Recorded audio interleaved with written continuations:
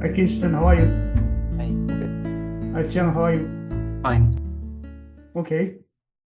Anyway, we last time we talked about the solution space. We are almost done with it, and then we haven't worked on the Friday the 13th yet.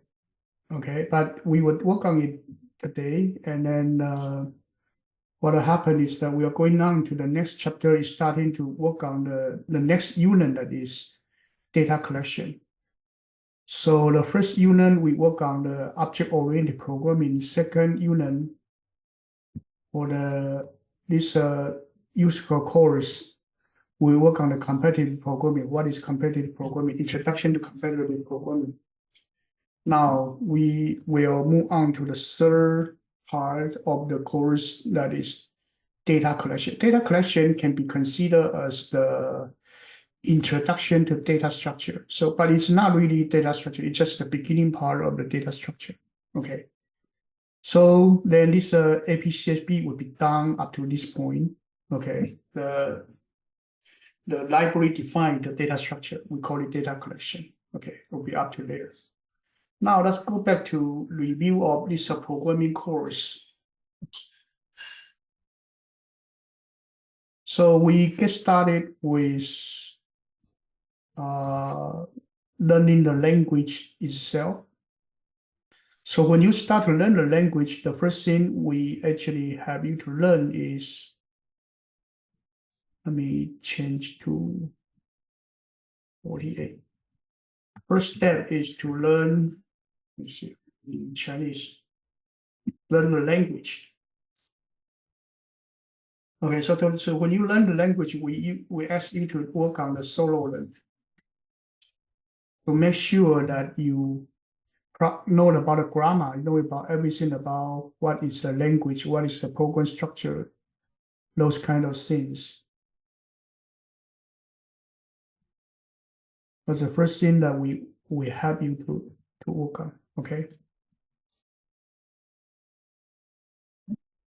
And then you need to use the solo learn to make sure that you know about all the grammar that you know. Second one, we want you to look at the program structure. So program structure including what is array, what is string for the data, what is function, what is loop. Okay, these different things, the program structure. And this part, we ask you to do coding back for practice. And coding back give you a lot of different problems for you to work on. But the whole purpose is making sure that you actually know about what is the program structures and how to use these program structures to learn programming.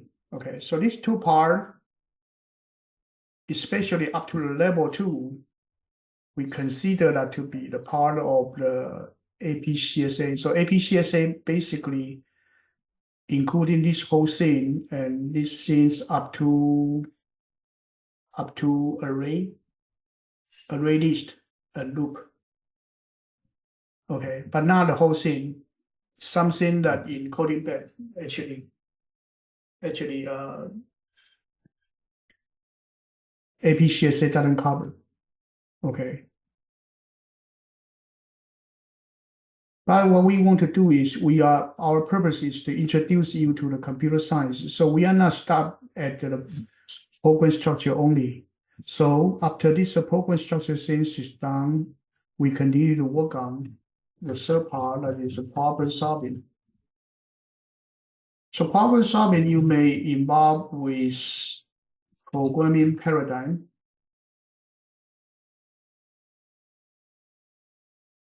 And including the algorithm. And sometimes also including the data structure. Okay, this is what this APCS B is working on. Okay, this is what we want to work on right now. But this one actually doesn't cover the whole data structure yet. Okay, so there's another things that we will work on. So the whole thing so far, we are introducing you a way to learn computer science. So basically, you start from the language itself. and then you work on the program structure. And then next one, you start to work on the data structure and the algorithm. Okay. And we use a Java language to do it. So this language that we use, Java language, we call it a pilot language. It's just like pilot guiding you to somewhere. So Java is the pilot language, the language that you learn to learn these basic ideas. Then based on these ideas, you may go to learn database. You may go to learn web design. You may go to learn compiler. You may go to learn operation system. You may go to learn programming language. You may go to learn data security. All kind of things were starting from here. So computer science, in a way, we just give you the core idea of going into the core CS. But there are still a lot of things that you need to learn. You need to pick up by yourself. Okay. So what we want to share with you is that you basically need to work harder. Okay. Right now, we just give you the very basic part, the introduction for computer science. Okay, that's the purpose of APCSA. Let me copy this one down.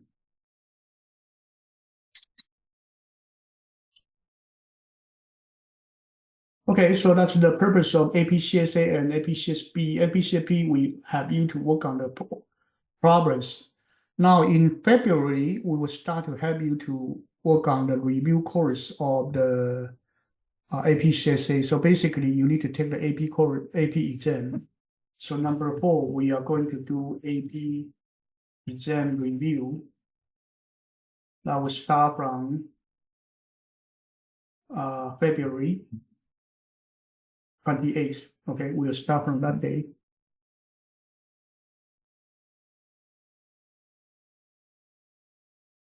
And then the purpose of this one basically is, number 1, to review the language. Okay, number 2 is learn how to read the problem. So the problem statement is actually different. When you work on the coding bed, the problem usually is written by engineers.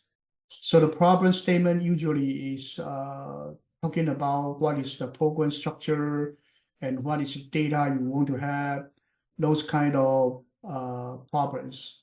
But in APCSA, the problem mostly in application. So the problem reading is totally different from what you would expect in the coding bed. It's different, okay? And also, when you go to the user code problem reading is also very important. You read the problem, you need to understand what they want. If you don't understand what they want, usually you cannot even answer the question, okay? So this training for the AP exam review basically is to train you how to read the problem and then being able to apply your program structure and language into the problem. Okay. So the whole thing is to focus on the reading of the problem, reading and understand of the problems. Okay.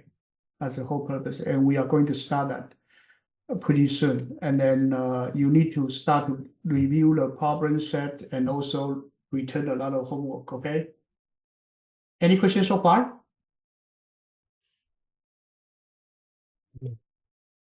Any questions so far? No. Any questions so far? No. Make sure you hear me, okay? Okay. That's why I'm repeating. Okay, so that's the purpose of doing that. So if you do coding bad so far, and you are not able to solve the problem by yourself, always you need someone to give you hint or give you idea how to solve the problem. That means you cannot apply the program structure into the problem. So if this happened, that means that you actually did not go into the CS here. You are far beyond being able to go into CS. After the coding back practice, you are expected to be able to apply all of the program structure to the problems. Okay, reading of the problem is another issue, but at least if someone teach you how to let you know about what is the problem, you will be able to use the program structure to solve the problem. That's what we need you to be able to do in the coding bed, okay? And in the problem solving, it's more than that. It's more than just applying the program structure to the problem. You need to be able to read the problem, interpret the problem, and then being able to figure out what they want you to do, and also being able to write the program structure and then prepare the data set to fit into it to test it. The whole thing need to be organized by you yourself. Okay, so that's why we need you to start to work on the problem in the user code. So the user code problem and user code gateway problem, you are supposed to work on them by yourself. If I teach you in a class, then basically you lose the opportunity to learn. You actually do not learn anything because people already solve the problem for you. That's not a problem solving process. Okay, so user code, we did not teach you how to do coding. Okay, in user code, we no longer teach you how to do coding. We actually coach you. We change to coaching style. So in coding bed or in the solo learn, you work on the problem. If you don't know how to do it, we will tell you what to do this way, that way. We teach you how to solve the problem. But gradually, you need to pick up the program structure by yourself, and then you need to be able to apply those program structure to the problem. Once you go into the user code, it's a different domain. We no longer teach you or guide you, you should do the coding this way or that way. And in fact, there are more than one way to solve the problem. Maybe number one, maybe number two, several ways that you can solve the same problem. So we do not actually teach you how to do it. Instead, we coach you. Coach you means that we guide you from the direction where you should go, which one you should avoid. But we do not actually solve the problem for you because that's the part you need to pick up by yourself. Okay? Hear me? Yeah. Yep. So Harrison, hear me? Yeah. So why we cannot teach you how to do coding in the user code? Do you understand? Yeah. Why? Because there are like multiple solutions to each type of question. No, that's not the reason. The reason is that if we teach you how to do it, you lose the opportunity to learn. Because any question we teach you the solution, you will no longer solve the problem. You already know the answer. So we cannot teach you what is the answer. You should struggle by yourself first. Solve the problem by yourself. Is that okay? Yeah. Kristen, hear me? Yeah. Okay. So that's what we have in the user code. We basically take a coaching style. So coaching, what is coaching? Number one, coaching is different from teaching. Teaching is like a teacher. So we teach you chapter 1, chapter 2, chapter 3, each chapter what you should do. That's actually teaching. Coaching is different. Coaching is like you go to run a 100-meter dash, right? And then you have a coach that will coach you to do the 100-meter dash. And in the competition, you only have 10 seconds, 15 seconds to run, right? But you are preparing, you're running maybe the 3 year, 5 year, okay, you run 1,000 times, a million times to do it, okay, just to perfect that competition, 10 seconds, okay, 15 seconds. And then we guide you, okay, every day you need to do 10-mile run for endurance. You need to do muscle group training. So you need to do weightlifting. And then you need to go on some protein diet. And then you run how many times in the morning, how many times in the evening, how many times you should play ball, or whatever, those kind of things, we call it coaching. So right now, I tell you to do at least 3 problems a week. That's the minimum workload that you need to achieve. If you cannot reach this 3 problem a week level, you are behind.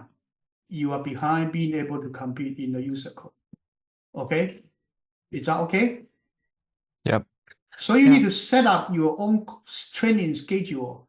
When are you going to do what? Okay, keep doing that. And you still have your schoolwork you need to do. You still have 3 AP, 2 honor course, whatever. You still have school activity. Then you need to set up your own time, maybe 5 hours or 10 hours a week. You need to keep doing that. And how many problem you need to solve? Monday, Wednesday, Friday, I solve 1 problem at a time, and I use 2 hours to solve it. Okay, those kind of things you need to make it as a habit. Then that's the part we coach you. You do that, and we analyze how much you progress, which part you are still weak. You need to improve. Keep doing until you pass the silver, pass the gold, pass the platinum. Okay, keep doing that. So bronze level problem usually is brute force. And maybe a little bit of the searching algorithm. And then usually it's using array. These are the bronze level. And then you go into the silver. Silver start to have recursion. Mostly recursion. And silver also maybe involve a few data structure and algorithm. And then if you go to gold level is primary algorithm. It's actually all kind of algorithm. You need to master it. So if you are able to pass gold level, you basically is about college junior level. Okay, so bronze level usually is like freshman in college. And silver is around sophomore, maybe. Okay, something like that. And if you go to the platinum would have all the possible algorithm you need to solve. And then maybe a few problems that's not covered by algorithm. You also need to invent algorithm in Platinum Plus. Okay, that's a different level that you need to pick up. As a whole, how much you should go? If you want to major in CS, we strongly recommend you at least up to gold level. Okay, if you are just silver or bronze, that's pretty premature. Okay, in coding. Okay, so that's the goal. You need to work harder, keep moving.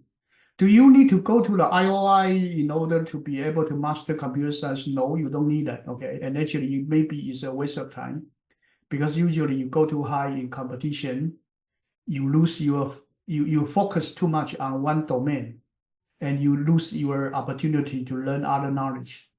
If you want to go into AI, you need to be good in physics. You also need to be good in math. You also need to be good in computer science programming. So if you do IOI, then you focus 99% in CS, then your math and physics will be low.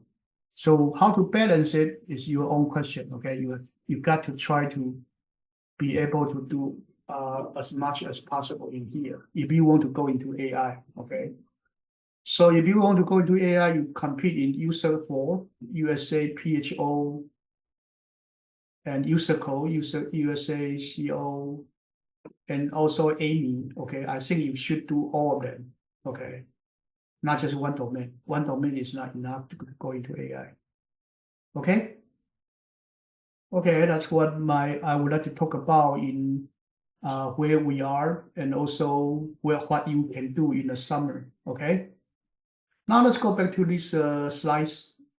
So we almost finished the competitive programming. Next one, we are going to talk about this problem Friday the 13th. Okay.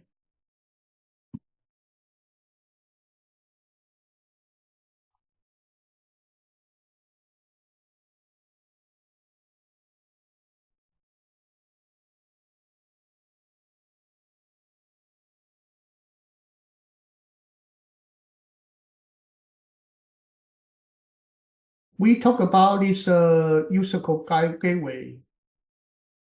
You should work on the problem by yourself, but our purpose of going over this different problem in gateway problem is to give you the idea of how to study and how to prepare yourself in user code. Okay, so okay, let's look at this one, Friday the 13th problem. So this problem, okay, is a problem statement, and then there's an input format. You will get a number n, and then n is a number, say 20, okay? And then you will have an output for 7 days, okay, whatever. Now the question is, Friday the 13th is a event, okay? So Friday the 13th, so you will be enter a n, okay? And then the n number is the time period will be from January 1st, 1900 up to December 31st. That's assuming n is 1. Then you will do up to 1900. So it's actually 1 year, the whole year of the 1900. Okay, if the n is 1. So if n is 2, then you go 2 year. N is 3, you go 3 year. N is 4, you go 4 year. Okay. So you will totally go n year, starting from 1900, and then go for n year. So you are up to 1900 n minus 1. Okay, so that's assume that n is 10. Then you will go up to 1909, finish the whole year of 1909. Is that okay so far? Yeah. Yeah. Okay, so that's the year, and n will not exceed 400. This is a problem constraint. Okay, now, okay, so they tell you that January 1st, 1900 is a Monday. Okay, it actually is a Monday. And then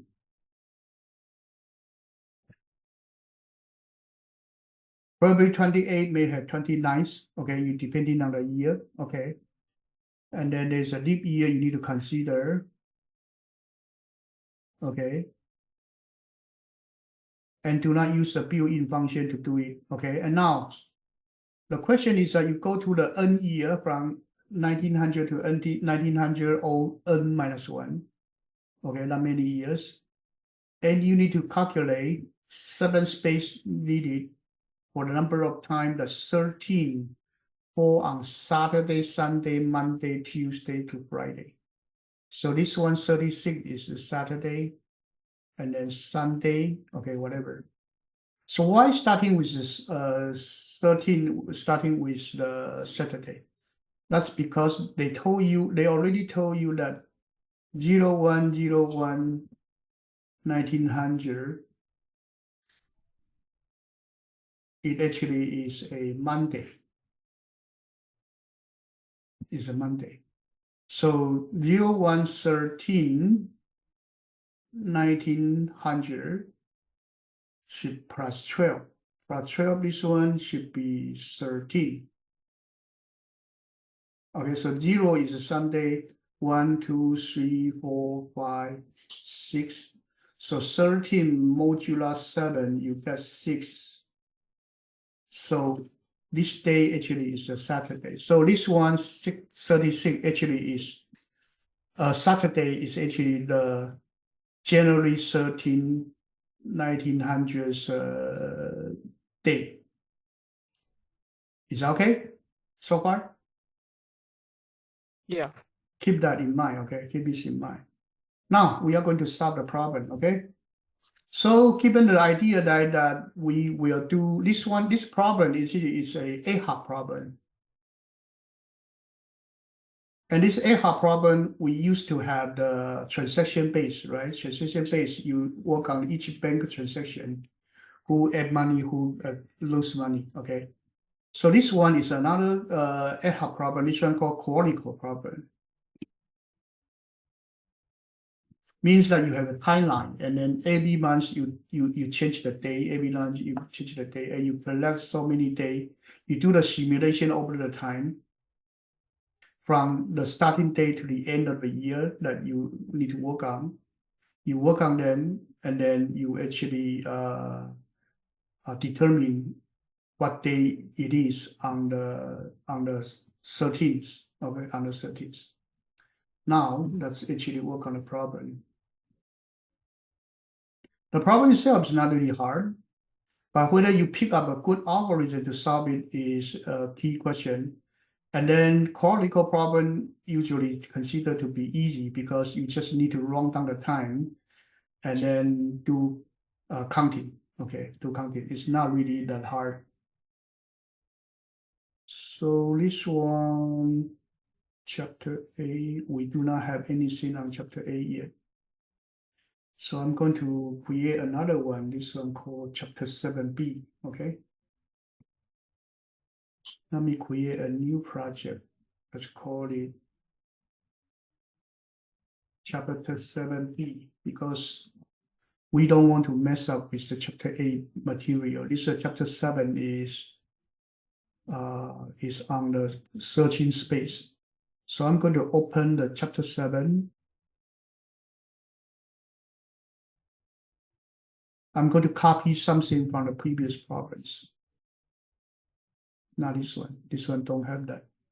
Let me open another one. Let's go to 6B.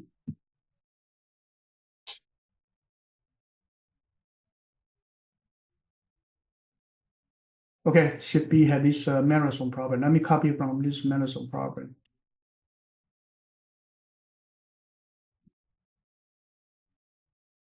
Okay, copy. So this one, we need to check the problem name. The problem name is called Friday. Okay, so let's call it Friday.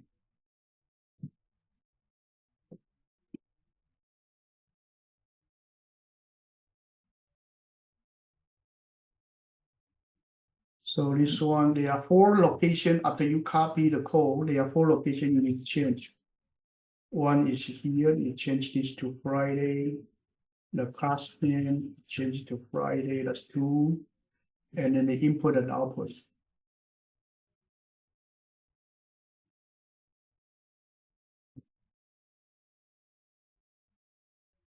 After that, you delete everything in between. Okay, you don't need that. You actually delete everything. So this deck is ready to do coding. Okay, now we want to prepare Friday.in. So you need to go to the directory. Let me close these different things, unrelated things. So let's go to 7B right here. Let's actually create a new text file.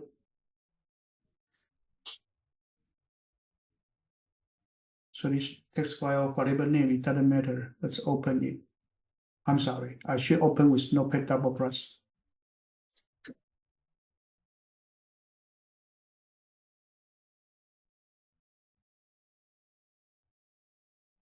Let me open it with Notepad++. And then I need to prepare the input. The input is pretty simple. It's just a 20 in there. Okay.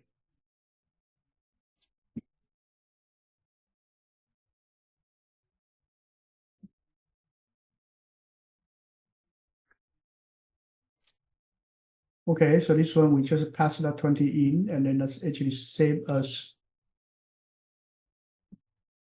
So save as, you need to change it to all types. And then you type in Friday.in.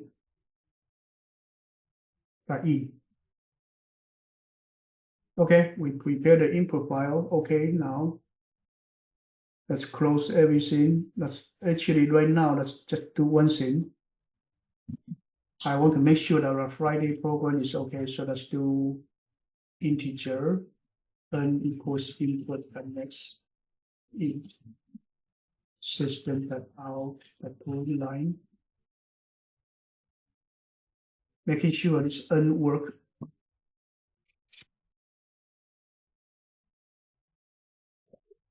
Okay. So we got this 20, okay, now. So that's the 20 year you want to run. So first thing that we would do is actually, we will have a for loop. So you will do for integer year equals to 1900, year less than 1900 plus n. Okay, so 1900 plus n, if n equals 1, then you will end up to be stuck at the 1900 only, right? So that's okay. So this year is okay.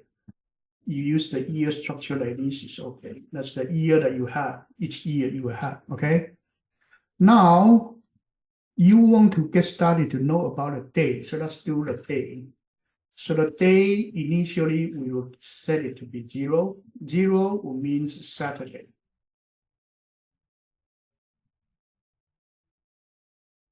Okay, so we may use an array that's called count.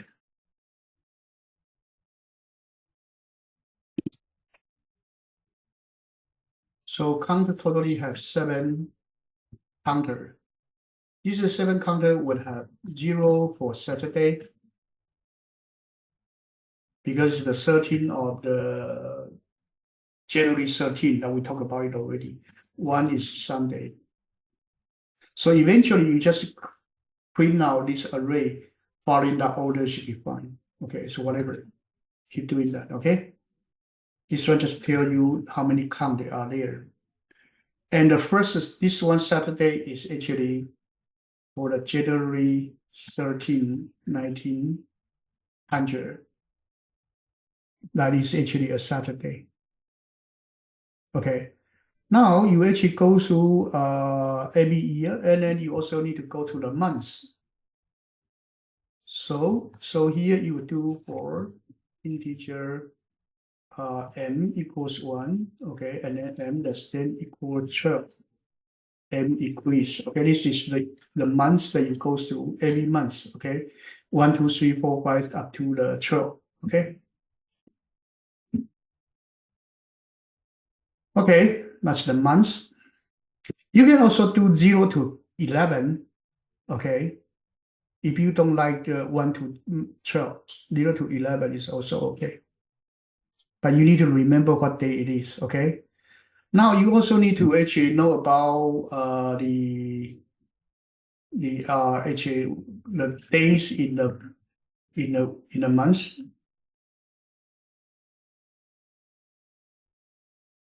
Okay, so days in a month you would have. Okay, if you use a 1 to 12 format, you will need to put a 0 in the beginning because the month 0 you don't have any day. So let's change it. Let's change it to 0 to 11. To less than 12 is also okay.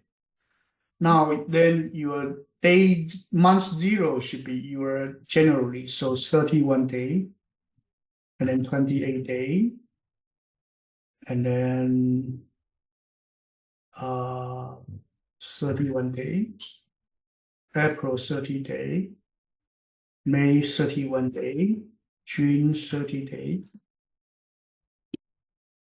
July 31 day, August 31 day, September 30 day, October 31 day, November 30 day, December 31 day. So these are the number of days in the month. Okay. And then you also need to check if it is a leap year. So public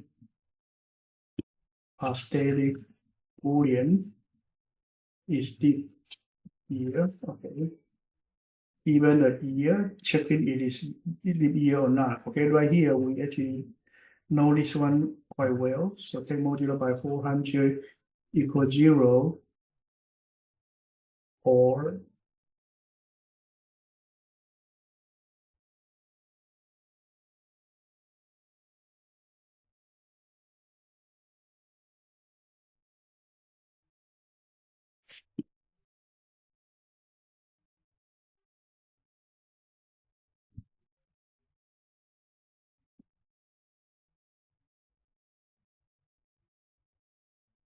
So if the year is a multiple of 400, then that's the leap year.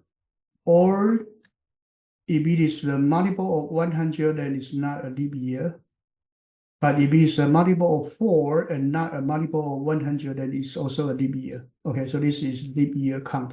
Okay, so you have the leap year counting, you have the days counting, you have the current days. Okay, and then you have the current day. Okay, now the first thing you would do is actually the counter of the day will increase. So this one, AB13, up to the 13, you increase the day. So that's assume that actually the first day that you count is January 13, 1900, right? So that day is a Saturday, so we use a 0. Saturday is 0. So count the 0 would be put as a 1. So it's a 1, 0, 0, 0, 0, 0, 0, 0. Okay. Then next one, you need to advance by 31 days because January is a 31-day month. So then you would do this. You would do day increase by 31. Oh no, I'm sorry. Day increase by the months. Oh, I'm sorry, the days of the months. Okay, and then next time when you come back, your day would take multiplied by 7 because you want to put it into the counter. Okay, but right here, because your February is different. Okay, February is different. So let's do this. So let's do integer change equals base of the n. Okay, so if is leap year of the y and the m equals 1, m equals 1 is February, then the change will change to 29 days. Okay, just do it this way. And then you increase by the change on your day. After that, you get everything now, you are okay. Now, what you want to do is to print out your output. Okay, so you have an array, and then you want to print out the output. So at the end, you change line.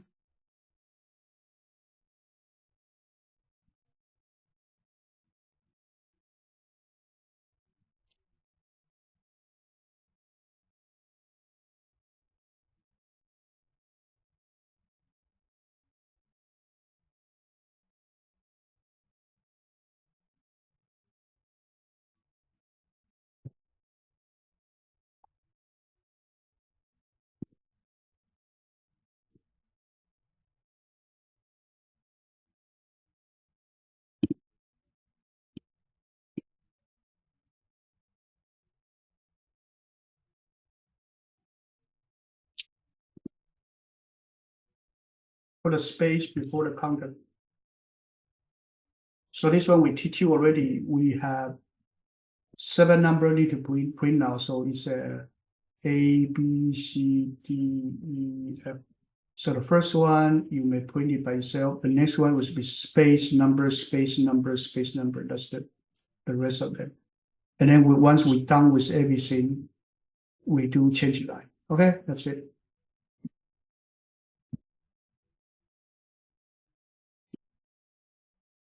I think that's the solution that they wanted.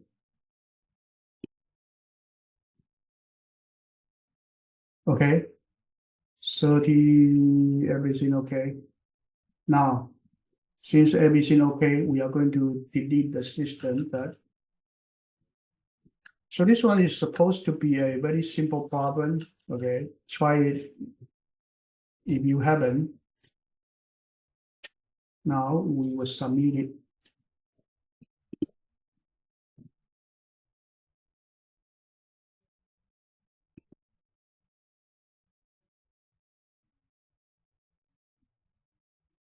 Okay. So key point is that you must understand the problem well. Here, we just use a counter, the day as a running counter, and every time it advances by a month, advances by a month, advances by a month, advances by a month, and then take modular by 7. That's all thing that needed to be done. So this chronicle problem is pretty simple. It is an AHA problem. Nothing can be easier than this. Is that okay so far? Yeah. And this Friday the 13th in the AP exam, it may not be this difficult, but will have similar problem before. Also counter-based. This one purely is a counter-based. You keep running the counter day. Here you see, I don't even use a total number of days. That's wasting time. You just need to change the day. Keep modular at the modular 7 domain. That's good enough. And your months, you see, the months right here, we just usually using the array. Only exceptional case, change it to 29. Okay. Other than that, this one, I don't think it's typical. But the problem is, if I don't tell you the solution, you may end up writing this program in a very ugly way. Okay, that's the problem. So you must work on it by yourself. You struggle, then you will know which way is a better way to write program. Okay, that's the core point. If you just listen to what I told you, everything seems to be too easy, and you don't practice, then you defeat the purpose for you to do competitive programming. So competitive programming is very difficult to get in because a lot of students do not want to practice. Okay, so I told you to practice 3 problems a week. That's necessary. Okay, that's necessary. You are not only to do that right now when you go to college and you look for the internship. You need to do lead code. So lead code is after we learn C, C++, you can start to work on the lead code problem and searching for the internship opportunity in the summer. Okay, even high school student can do that. Or another one is code signal. You get some score, and code signal can also send your score to some interview company, Anthropic, Meta, TikTok, Zoom, whatever, Visa. Okay. My elder son is working for Visa. My younger son is working for Anthropic. Okay, they are also both very decent companies. Okay, and code signal will give you a number from, oh, now it's changed to 950, a score of 0 to 1,000. Okay, and then you need to, I think you need to be higher than 950 to be hired. So a lot of problem, you need to keep practicing it, and then you cannot make too many mistakes. If otherwise, you won't be hired by a company. Okay, so doing this competitive programming is a continuous effort to do that. Okay, is that okay? Yeah. You need to continue to do that. If you don't like computer science, okay, just get out, try some other feature. Okay, if you want to do CS, then you need to stay in it and train yourself. Okay, so our purpose, my goal is to introduce you into the competitive programming. So I give you the idea of how to prepare the deck, how to train yourself. But in order to do it, it's still you need to do it. Okay, not me. I'm okay. I don't need to look for a job. So I don't care what job it is. Okay. You have to do it. Okay. Next one, we'll work on the broken links later. Okay. And then this one will go into the complete search. There are several complete search problems. And then you go to the greedy algorithm, question problem, more of them. Okay. But right now, today, we just work on this Friday 13 problem. Okay, there are still many problems of different domain. So let's go back to our book. Our material, we will introduce you to the competitive programming. We also teach you object-oriented programming. Next one, we're going to teach you data collection. After this, you are completed to go into the competitive programming, but you still need these data collections. Okay, you still need these data collections. So data collection is a library. It's a code written by the Java people, by the Oracle people. Okay, you need that because in AP exam, a lot of them they don't test you because they are not required. But in the real world programming, you will need that. Okay, you need that. Anything can be used. So first one, we will talk about what is the Java data collection, and then we talk about linked list. We talk about different idea about list. Okay. So data collection. Data collection, you have data structure. And data structure, you have primitive data structure and non-primitive data structure. So primitive data structure is you have integer floating point char pointers. So this is actually C language or C++ language. Java do not have pointer. No, Java is called reference. Okay, Java is called reference. Java do not have pointer.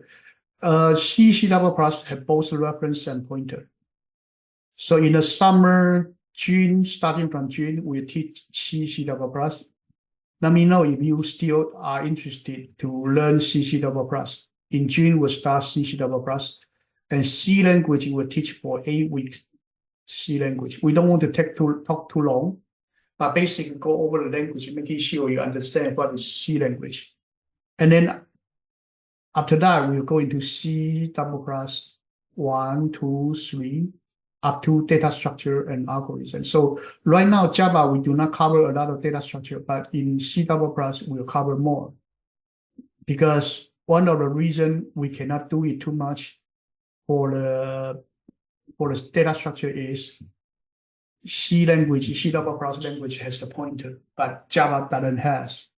So Java is not a good language to teach data structure. Okay, so we need the C++. But why we use the Java language as the pilot language, the first language to learn? That's because Java teach object-oriented programming better. That's one reason, first reason. Second reason, Java language is better for web programming. Third question is, third advantage for Java is actually platform independent. C++ is not platform independent. So I send you a code, you cannot run it. You have to recompile it. And then your installation for the compiler may be different from mine. And then we run into trouble. So C++ is a better language in terms of high-level programming, but it actually too much detail, not good for beginners. Okay, so AP do not choose it for AP CSA. In fact, before 1993, C++ language is used for AP CSA. I'm sorry, not 1993. Actually, before 2003, C++ is used for AP CSA. AP CSA the first year is starting from 1993. Okay, that's the first year AP CSA gets started. And 2008, 2009, they dropped APCSB. Okay, that's the history of this APCS. Okay, anyway, so basic data structure is a pointer in C language. Okay, C++ language, and non-primitive data structure, you have array, list files. And in addition to that, list also had the step, queue, graph, tree, and then later they develop into the map as well. So these are different non-primitive data structure. These are what we talk about right now. Okay, But data structure is more than this. This one actually is more like data collection. The standard library data structure, we call it data collection. But you can also call it basic data structure. Okay. So that's what we are going to into right now. So here are different kind of the data structure and programming paradigm. You have time interval, you need to solve. You have dynamic graph. So the pairing problem, okay, so dynamic graph, sensitive, dynamic optimality, geometry, integer, string, hashing, memory hierarchy. So as you can see, these are different problem types. Okay. And data structure is to support these different algorithms. These are different algorithms. Data structure is to support different algorithms. So before you solve a problem, you need to find a proper data structure to store your data. Okay, so the previous one, we use a counter of 7 numbers. That's your data. That's your data structure. So every problem, when you get started, you may choose a data structure to score or store your data. Okay. So here we talk about Java collections. Java collection is a framework. So Java collection is a whole library. And then arrays is one of them, but it's not, there are many others. And here we are going to cover everything. So these everything was in APCSB before 2009. Okay.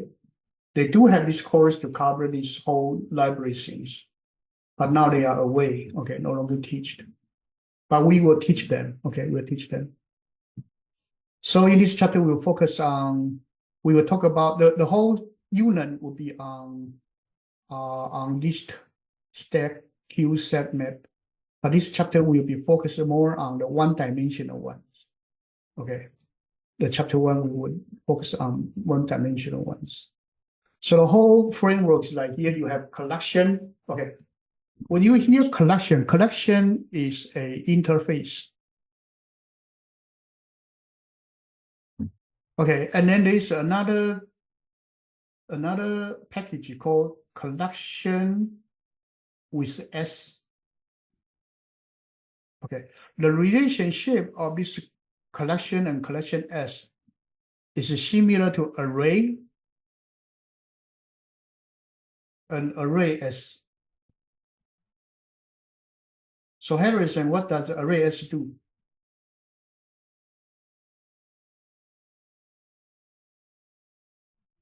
I'm not sure. John, what does array S do in Java? I'm not sure either. You use it every day. Array S dot to string, array S dot to. Array stat and string. It turns like the values inside into like an array list. I mean like a list type. Yeah, and array S dot sort. So array S is a collection of the functions that you do. So you have a data type called array, but you do have a service routine in the class of the array S. Let's do it, okay? Let's do it. That's the idea, the first idea I need to teach you. It's okay, you don't know, okay? So first thing, let's look at the use array as.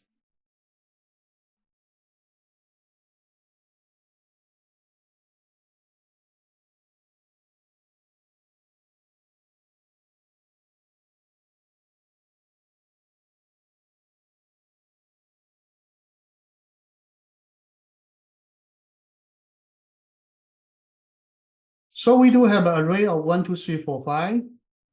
We import java.util that array as.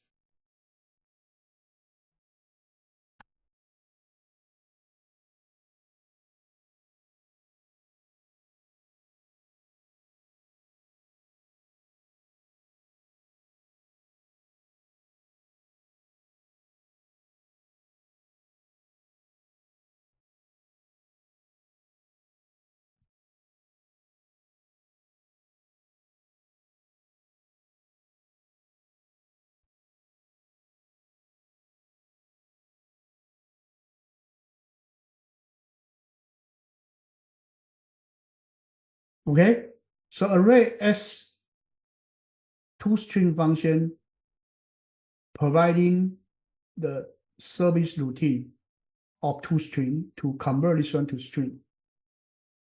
Okay, and then, okay. Then what are the functions available in array S?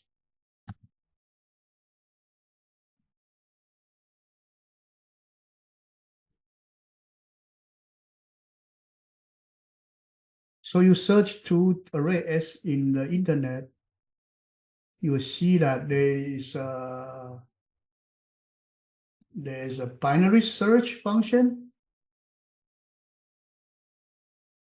There is a binary search function for tuple, binary search for characters. There is a copy of function.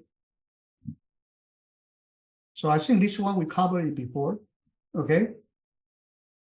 There's a copy of range function. There's a fill function, fill the whole array with some data function. So array S providing all kind of services. S is the services. For provide all kind of services to array. So array do not have the two-string function. So array S provide the two-string function to convert it to string function. Is that okay so far? Yeah. Okay, that's and there is also a function called sort that can do sorting, okay? That can do sorting, whatever you can study, okay? Let's see the sorting function. This is a sorting function, you can sort it, okay? So let's change the order.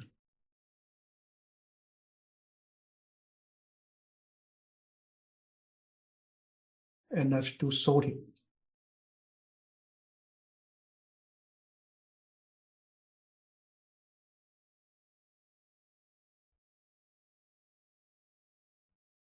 And then after sorting, we print it again.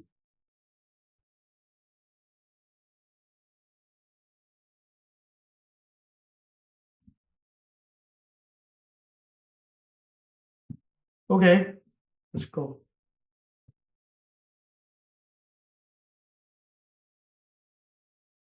So the data got sorted, okay? Now, we go back to collections.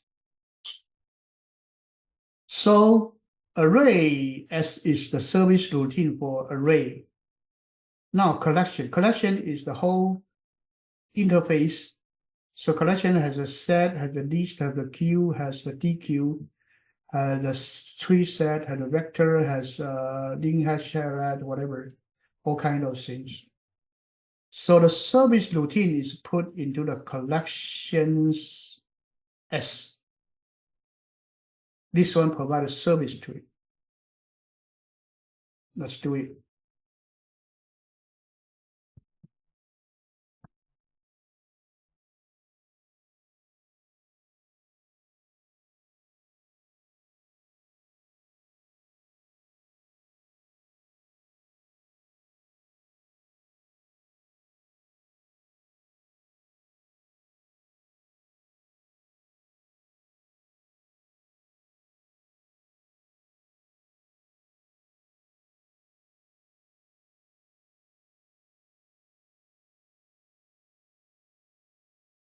Okay, I'll define an array again, but I'm going to use integer because I'm going to use array list.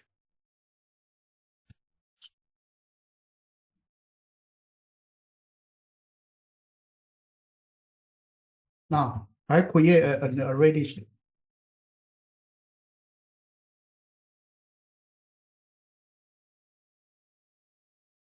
I'm sorry, here let me change the name to array, okay? And this one is a list because new.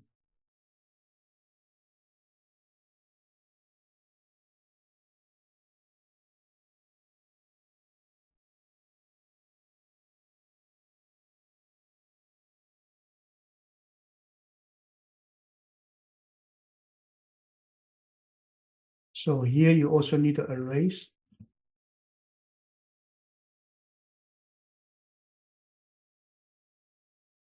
That's converting the array into a list and load it to array list.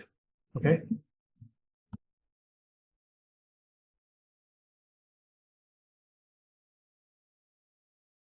So now you create an array list and you want to print it.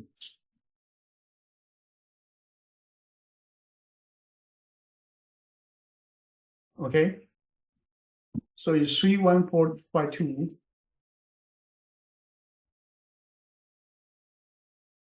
Okay. Now you also want to do sorting. So sorting, I need to use the service routine in collection S.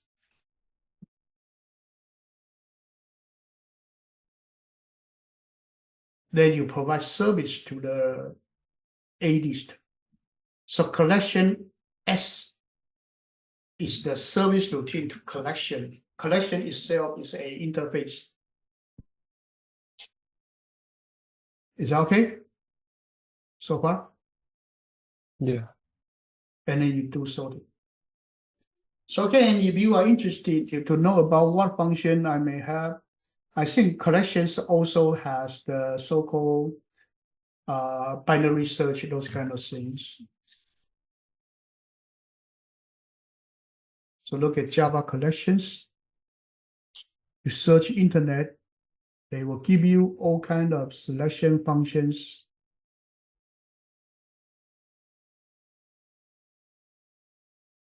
Okay, is that okay so far? Too Yeah. many functions, so I cannot tell you what they are and what they don't. You just need to figure it out by yourself. There are so many functions. Even you can find the maximum. You see right here, it actually can calculate maximum in the array list. Is that okay? Hello? Yeah. Yeah. Finding the maximum. Usually in the AP, we teach you to use a folder to find the maximum, okay? But that's because we want you to learn the algorithm. That means that every time you need to use it to find the maximum minimum. There are already some people written down the function for you, okay? So as for how many functions there are too many, okay? Now this one, let me look at this reverse order. So this reverse order is a function. Right now we do sorting. So after the sorting, we got 1, 2, 3, 4, 5. But we may want to be descending order. Then we need that reverse order. So let's do this. Let's do collections.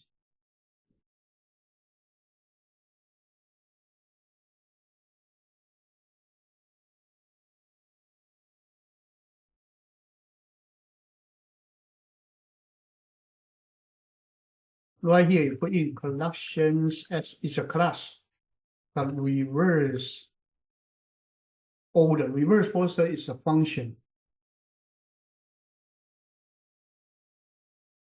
It's a function or Boolean variable. Let me see. It's a variable constant. Oh, I'm sorry. It's a reverse order. Reverse order is a function. Okay. After that, you do print out.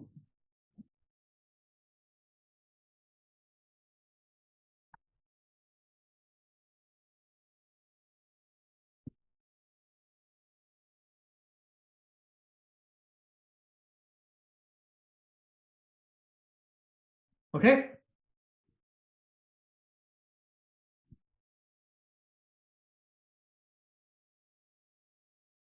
Any questions so far? No. No. So first thing about this collection framework. Collection framework is all kind of the data structure, pre-written data structure. Okay. And the first thing we talk about is the collection as it is the service routine providing to all of the collections, just like array as providing service to the arrays. So the purpose of this design framework, number one, giving you the service routines. Number two, giving you the data structures. Number three, organize these different data sets. So they are organized in a way in a tree structure. So what you need to learn is not only set, list, queue, array list, DQ, these different things. You also need to know about the structure, how they are organized, how they relate to each other, and what are the service routine they have. Okay, and this will help you in terms of solving problem later. Okay, is that okay so far? Yeah. So right here you have three words: concrete class, abstract classes, interfaces. So here set list, DQ, queue, navigable set, sorted set. These are different interfaces. So John, what is interface? It's like a abstract class, but it can have functions, I think. I mean, like, it can define things and you can implement it or with extend, and you can like fill in the missing methods and like things, This but abstract class has constructor. This one, no constructor. No constructor, so it actually only has a bunch of functions. So list, in a way, list, you know about a list of integer, we use that in array list, right? So list and array list are different. Array list is the concrete class. They do have you can do new array list. But list you cannot new. List you do not have a constructor. But list do have all kind of the function that you can use. Is that okay? And then list is a interface. So this providing the grouping effect so that there are certain functions they can work on list. Then every list under here can be processed. So this one is topper. There's no constructor to use to build object using list. No. Object class, they provide constructor, but they do not have concrete class. So you cannot use the constructor to build an object. No, even though they have constructor, but the constructor is only used for inheritance. And concrete class inherit the constructor and then they build it. Okay, so usually this in the middle one, the abstract assumption, you almost never hear it before. But they do exist, just like hidden there. Is that okay so far? Yeah. You almost never hear of these before. And then the right hand side is concrete class. Concrete class is the data that you really created. Okay. So today we focus more on these over here. Okay. So the origin one is interfaces. You have iterable and collection, inherited iterable, and then it also inherited iterable, inherited iterator. Okay, these are what you need to know. And then you have this queue and set.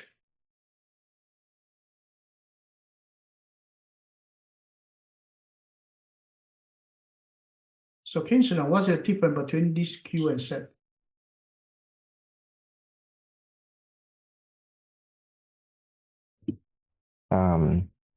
A set is like there's unique elements, and a queue is like it's like the data structure, like it's like first in, first out. And then what is list?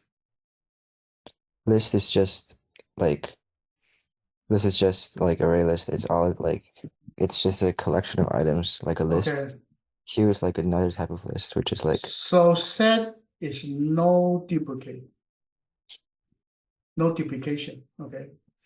But in C language, they do have the data that you can duplicate. Okay. C double plus set. They have multi-set. Okay. They may allow set with duplicate members. So set Right here in Java is no duplication, okay, but in other language it may have duplication. But anyway, set has two major features. One is no duplication. Second one is no order. Anything in the set is the same. You have a 1, 2, 3. 3, 2, 1 is actually the same set, okay? And then if you want to have order, then you have a sorted set. Okay, so these are two different kind of set.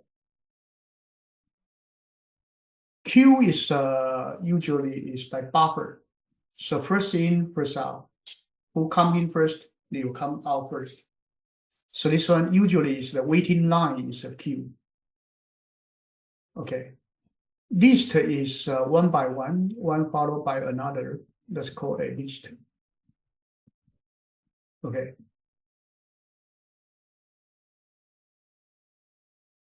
Houston, what's DQ? I don't know. John, what's DQ? I don't know.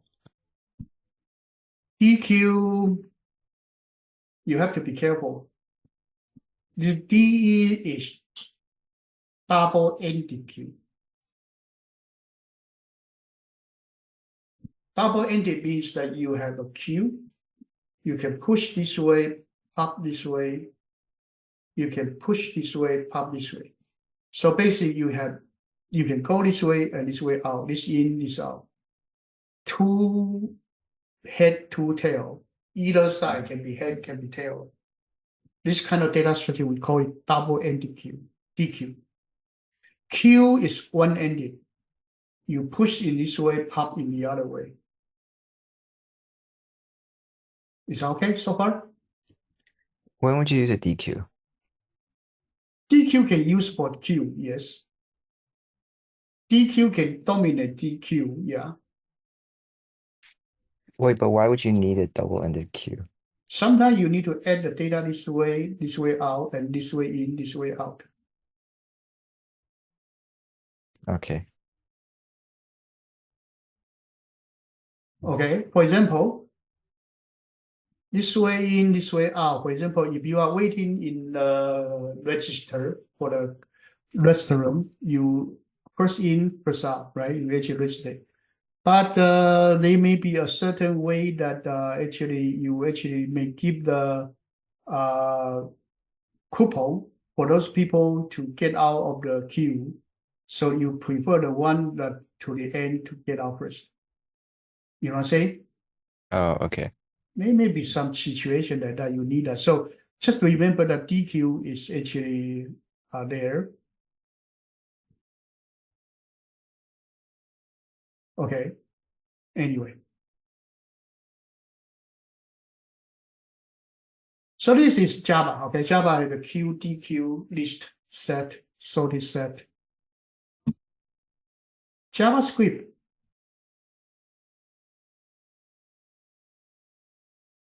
JavaScript has only one data type called array. Okay, but JavaScript's array can be used for all of these. It is a DQ, is a queue, is also a list.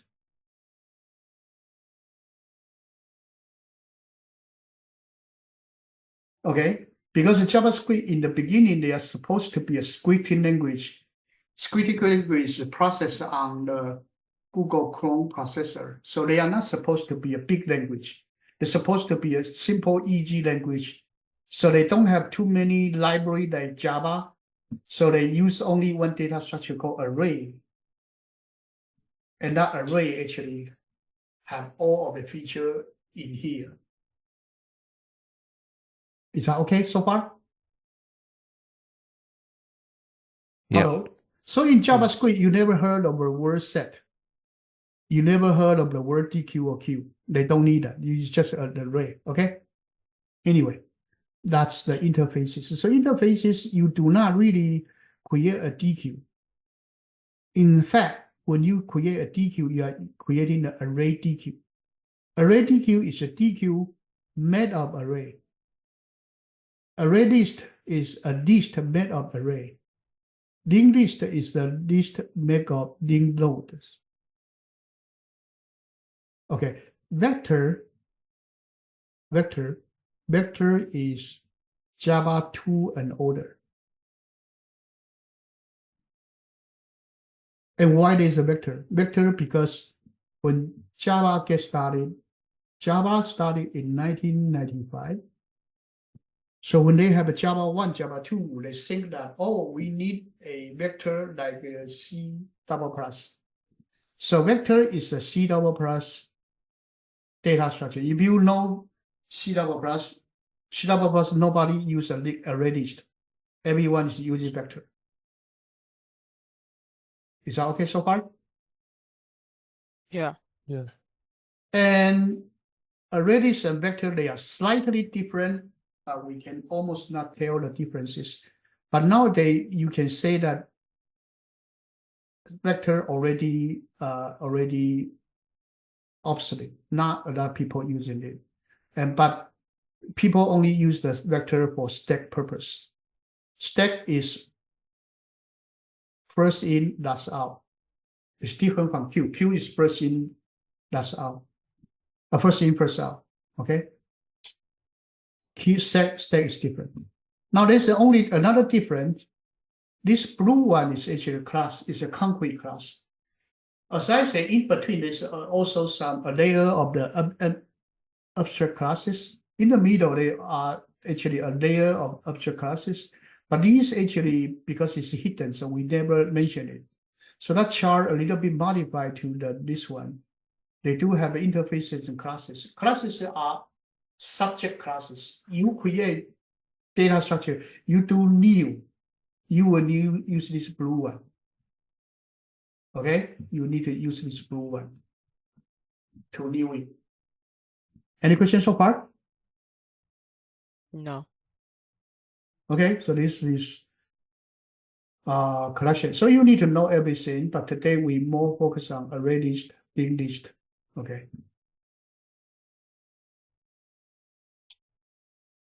Okay, so there are a few functions: uncopy, copy for 3 items, fill, shuffle, min, max, sort, binary search. You work on it, okay? You have to learn it. Here, I only can tell you that there are these different functions that you can use, okay? And array list is one kind of collection, so array list is able to be used using collections function to process it. Okay? Yeah. By the way, there is a binary function. What kind of binary function being used? Is it the same as what we use? Okay. So this binary search function will give you -1 minus low for the I number return. Okay.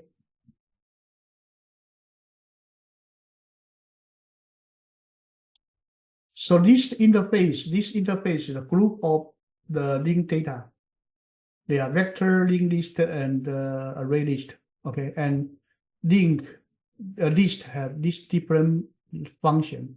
So array list have all of these functions. Linked list also have this different function. Vector also have all of these different functions. So in a way, you use them, you almost don't feel the differences because the function is the same.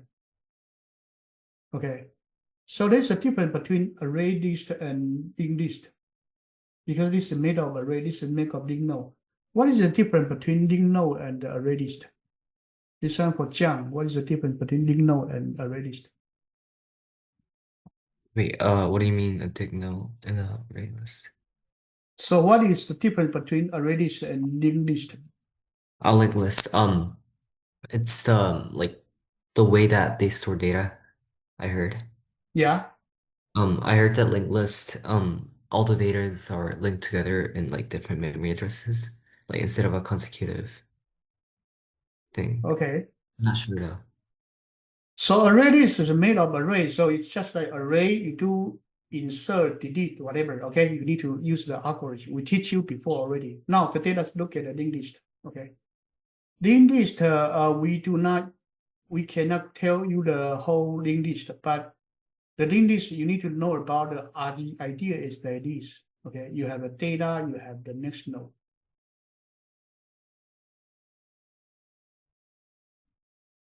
Okay, and you are already build upon this linked list. Let's look at it. Okay. So to build a linked list, the first thing you need to build is a node.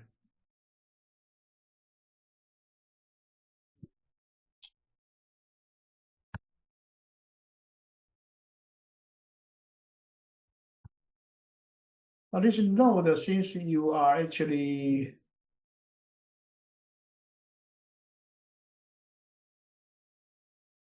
okay, let's build a node. Let's assume that you have a value, and then you have a node pointer reference called next. So this one, you have an object. You have an object. This object have a value and the next. So it can be used to create linked list. Okay. So you need to have a constructor. So this one, no argument constructor, the value will be equal to 0. Next will be equal to null. Then you have a constructor with value. The value will be equal to v.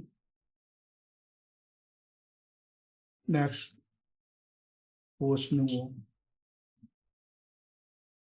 Then you have a node. You have a value and the node next. Your value will be equal to v. Your next value will be equals next. So you have a class called node. So right here you have a value called v value. You have the next field. So this next field, you can remember another node. That's the next node you will remember. Okay. Now let's do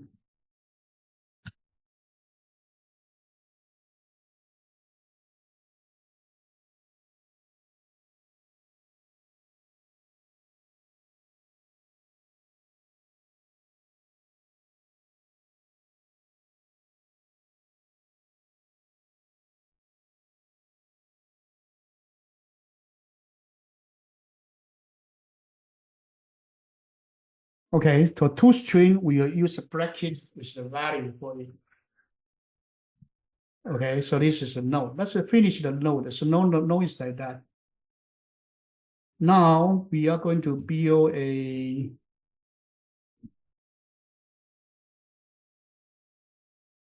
class called myList.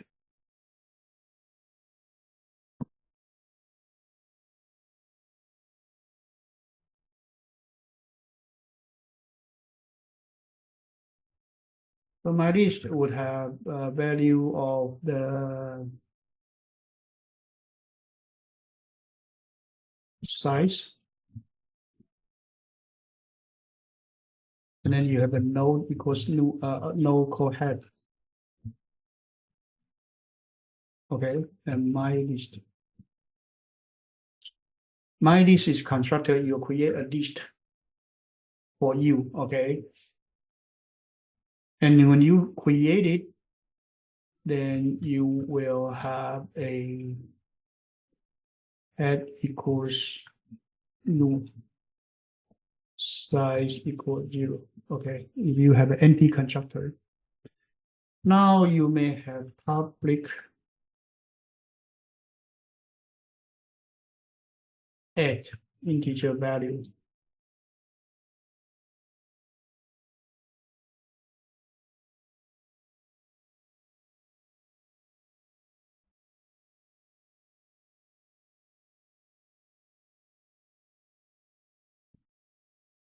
If a head equals 0, then there's no data in the list yet. Okay, so you create node, new node called n equals new node of the V, and size equals n, and then you will return. So far, okay. Yeah. If head is Yeah. not null, if head is not null, means head already pointing to a certain node. Okay, you already pointing to a certain node. So you will actually go to the end of the list and put it. Okay. So in order to go to the end of the list, you need to have a node p equals head. Okay. P actually is a pointer point to a node. Okay. So while p not equals null, p equals p dot next. You go to the next one, until you are to the end. But at the end, your p will be equal to null. So you need to remember the one that before p. Let's assume this is q. That's before p. You need to remember the one before p. Okay, so your node q be equal to p. Okay. So every time I'm sorry. Here your q will be equal to your p. Q remember your previous location and p move on to the next one. P remember your current location and you move to the, so that at the end, your q will be the one before the one only at the end of your queue. Okay, you will the one at the end of your queue. So now let's do this. Let's do node n equals new node v. So q the next equals n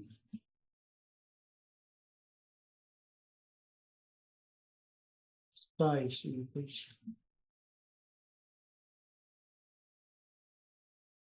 Okay, then we will add the v into there. Now this one is the add function. Let's do toString function.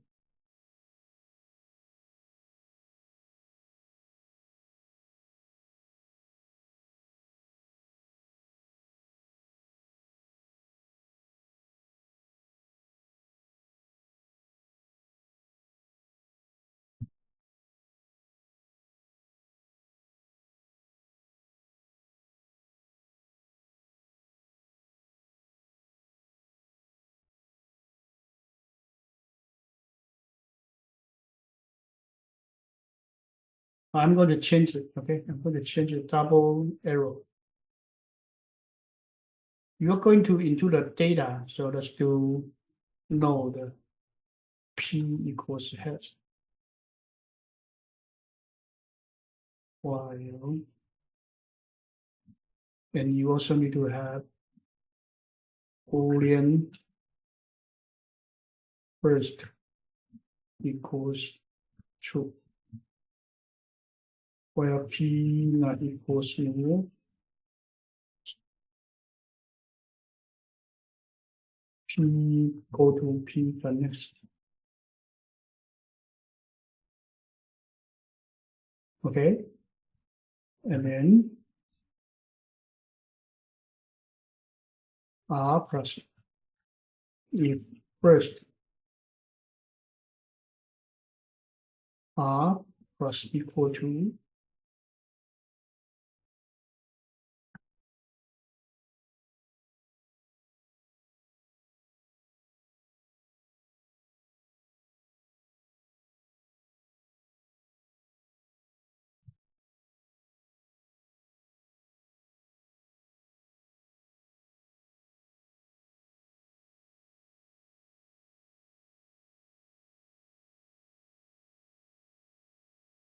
Okay, it's two string function.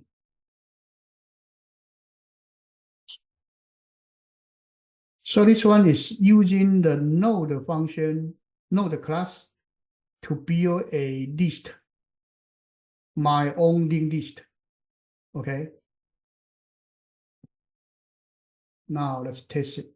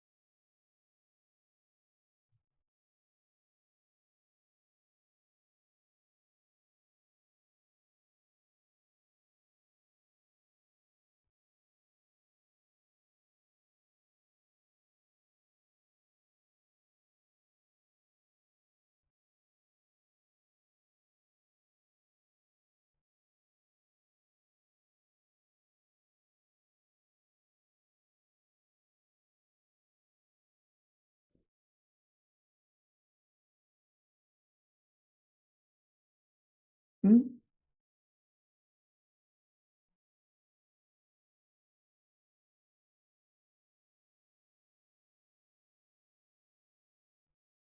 Something is wrong. Okay, let me see.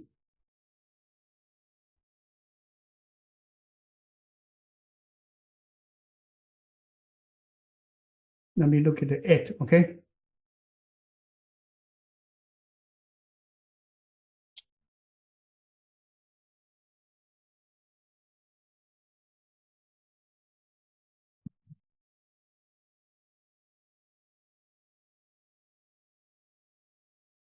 Pureness equals n.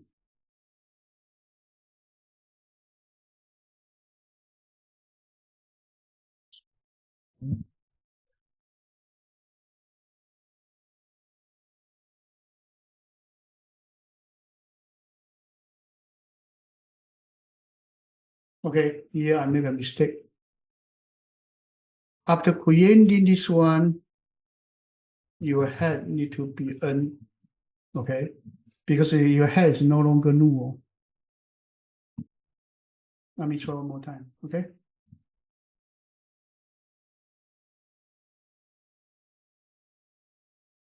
Okay, got it.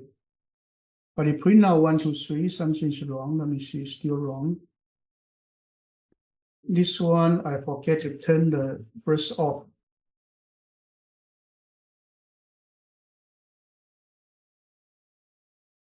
Okay, done. Turn the first off.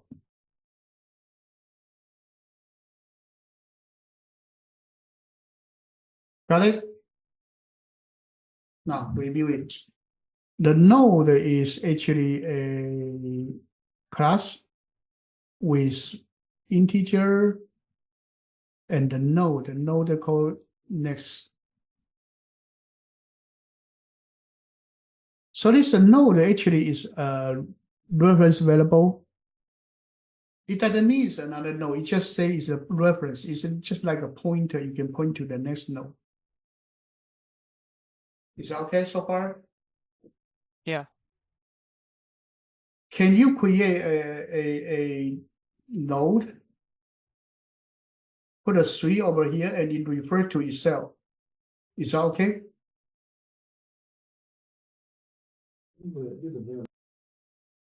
Is that okay? Yeah. Yeah. No, actually it's okay, okay? No, actually it's a self-reference node is actually okay. So here create a structure of what is the node. Oh, right here actually is doing this. No. And this one actually is a my list. So my list is a list, a linked list. So you creating, it has the size and the head. Head means that the beginning part of the linked list is right here. And after that, it will link node after node after node, okay? So initially, there is no node in there. The head is null. You create a new node, and then you assign the size to be 1, and your head is equal to the new node. Okay, I forget this one the first time. Okay, then if you are not null, then I'm going to set my P to be the head location. Okay, and Q also pointing to here.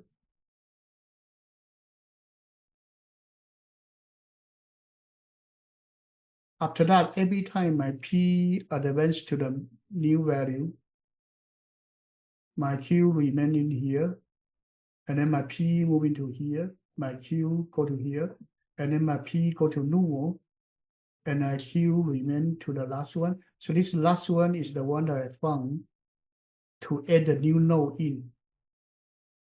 Okay, so by doing that, I can add the new node to there. So removal is similar to this. I don't have time to do removal, but this one you can also do removal. And then you can also do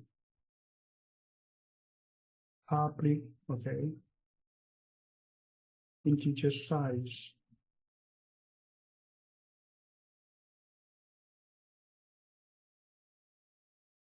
Okay, so right here, you can put all of the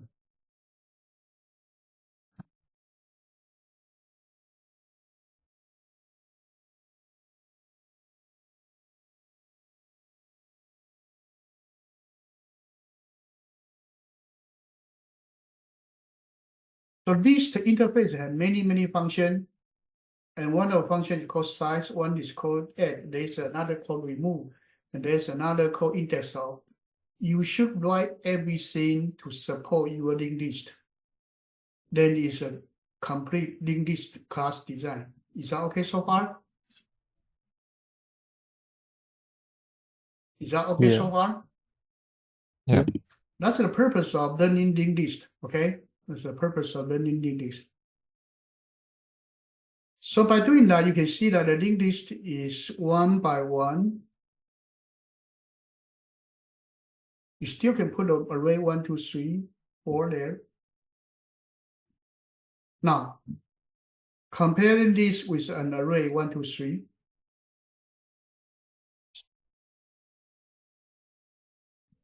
What is the advantage of array and what is the disadvantage of array and array list, a linked list?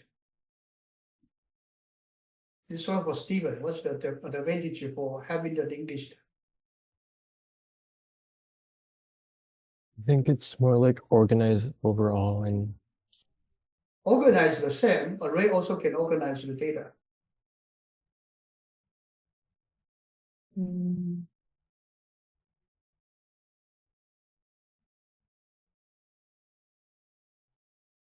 How about Chiang? What are the advantage of this linked list? And what is the disadvantage? I think the advantage of array list is it's faster because the memory when the CPU loads data from the memory, they bring like a kilobytes of it. I mean like bytes of it. So I think it's gonna be good for like cache stuff. And it's going to be fast when it's Faster, no, not necessary. Faster, you need to see when it's faster. So that's the thing you are going to look at A4. In array, you directly calculate the offset of the array. Then array list is faster. You do this the kind of the index structure, go next and next and next. That actually wastes too much time. Is that okay? Jim, is that okay? yeah, sort of. So if you use the index, say A of 4, get 4 or something like that, array list is faster. But if you do insertion, you create a new node right here, you put it over here and then link it this way. It is faster. If you do array and you try to insert a data between here and here, you need to create a new array, copy everything to the right side, put the data into here. That take longer time for array list. So array list, the penalty is in the insert and delete. Linked list advantage is in insert delete is easier, but in terms of indexing, array list is better. Is that okay so far? Yeah. So that's the part you need to study. When you use array list or linked list, you need to know the nature of the process. Let's use a linked list then. Let's actually do linked list.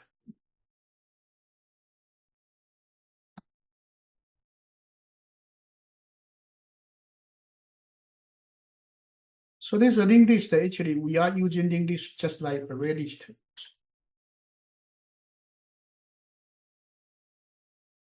So the linked list, actually, the implementation is like the my list, the one that I'm implementing. It's similar to that, okay?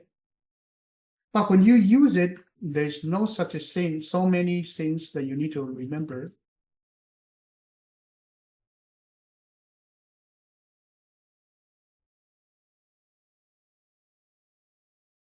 You just need to know linked list of integer.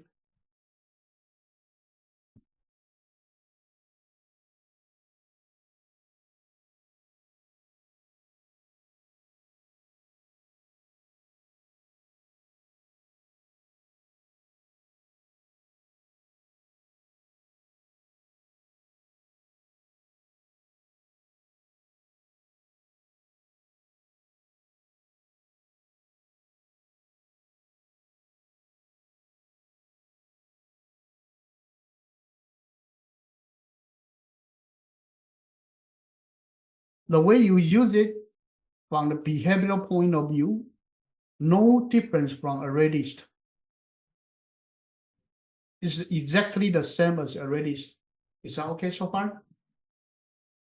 Yeah. But the detailed implementation is totally different. It's not array based, so it's a linked list based. It's like this. You actually use a lot of pointer, point here, there, or whatever, just get the data. Okay, that's a key difference you need to know. So there are advantage and disadvantage for linked list. Advantage, apparently, when you grow or shrink the array, linked node is better. Efficient memory utilization. Insertion deletion better. Problem with the linked list is when you do indexing, it's not as efficient. Okay, if you want to searching for a particular element, very difficult, time consuming. Traversal more difficult. Is that okay? Yeah. Yep. Okay.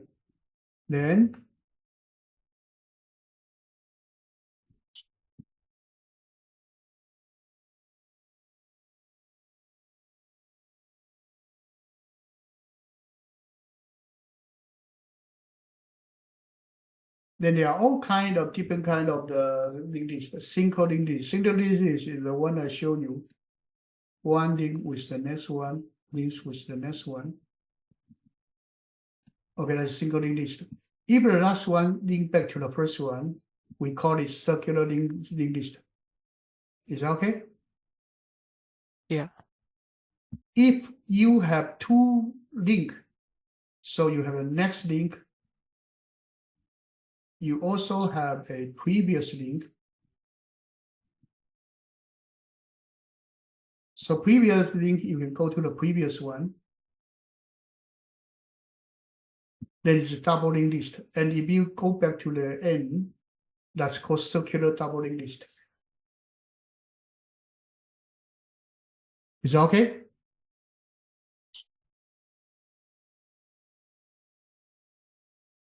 Is that okay so far? Yeah. Wait, sorry, can you explain double linked list again? Double linked list is that you do have a next, right? And you also have a previous. You can go Oh, back. okay. Okay, that's a double linked list. Circular means that you actually the last one here, the next going back to here, right? This one, the previous go to this one. So it's a circular. It's like a circle. Is that okay? Yeah. In a way, if you use Java linked list, Java linked list actually is a double linked list. Does that make sense? Yeah. So what I want to say is that linked list in Java has the previous function.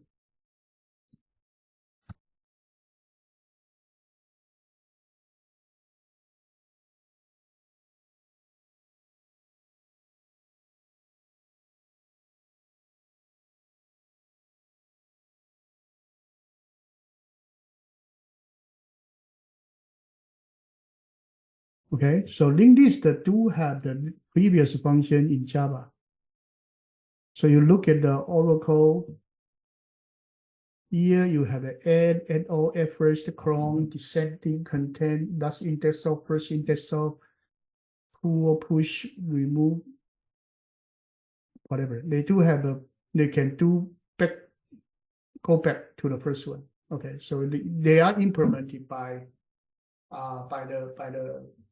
they have the previous function. Okay, is that okay so far? Yeah. Yeah. Because they interpret, they implemented the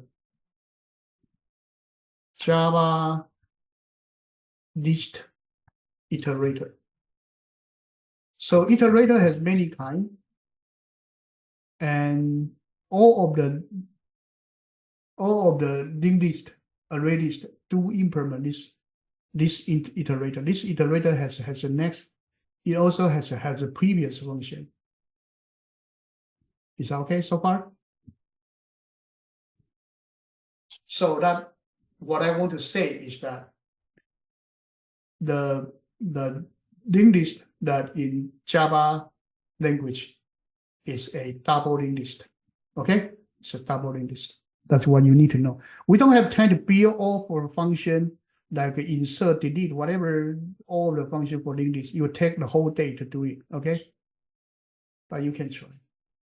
Okay, anyway, I think we have covered too much things already. Let me see where. And the node can be generic. Okay, right here we use an integer, but it can be generic. So here we have a generic version of the node. Okay, on the textbook we have that. Okay, and then there is a generic linked list. There are several functions that cover here. Okay, I think today we up to here. Okay, up to here. Next time we look into the function and how to use it. Okay, is that okay so far? Yep. Next Yeah. time we try to finish the whole thing for linked list and move on to the next chapter. Okay, but remember to work on more problems. Okay, next time I may solve the next problem in the gateway. Okay, let me see. Next time I may solve the beans.